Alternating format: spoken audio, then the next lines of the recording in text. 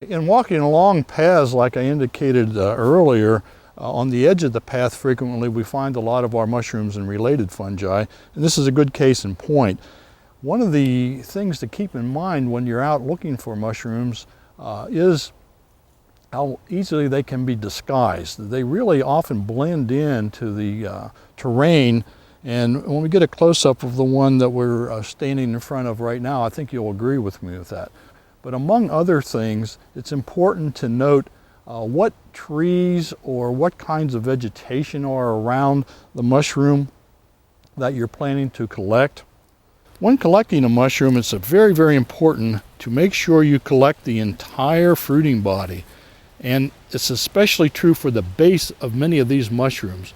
So it is nice to have an implement like a knife like this that can get in underneath your specimen and make sure you don't leave anything in the ground that might be important identification.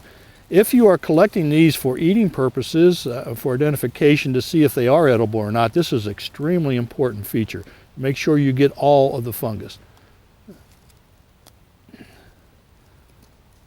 Now in this particular case, we got the bottom intact, and you might notice right off the bat that there is a very nice ring around the stem of this particular mushroom. This is called the annulus, and it is a characteristic diagnostic feature for several genera of fungi.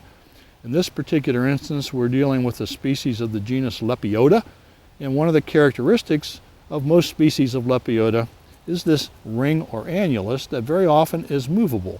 And you can actually move this up and down the stem. It doesn't seem to be connected when it's formed at maturity. Underneath you can see that it is a true mushroom. There are gills there.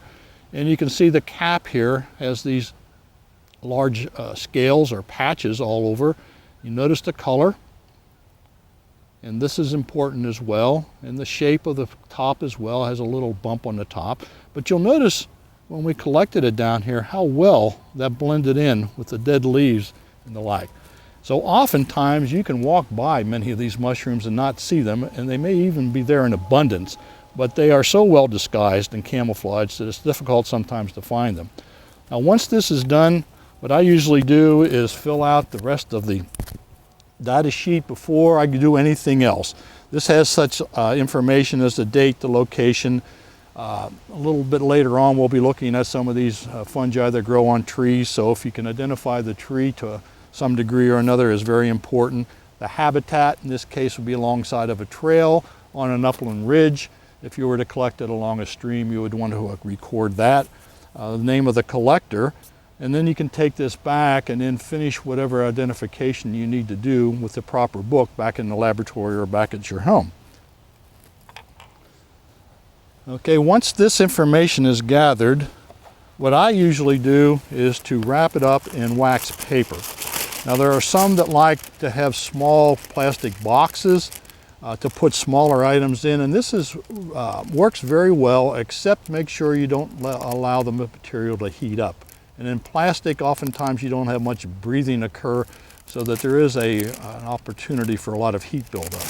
In the case of wax paper, it's a very versatile kind of collecting procedure in which we take the mushroom that we're interested in and place it in the center and literally wrap it up like this and twist the ends. This allows good air movement, so we don't have to worry too much about the heat buildup in here destroying your mushroom. This is especially important if you're collecting early in the day and plan on being out for several hours, and it can get hot at sometimes. The other thing, surprisingly enough, this does give it a certain amount of protection. And I like to use a collecting basket like this and put it in there and just make sure you don't put anything heavy on the top of it. Now, some of my colleagues prefer to collect using paper bags, and this is fine. You have the same situation here. It's breathable, so you don't have to worry about heat buildup. It just has probably the added feature that you can write your data on the inside or write your data on the data sheet that I have down here and put it in with a specimen. This data sheet should go in with this, and I forgot to do that. So this is a good reminder of you to do this. After it's filled out, you just simply take it out,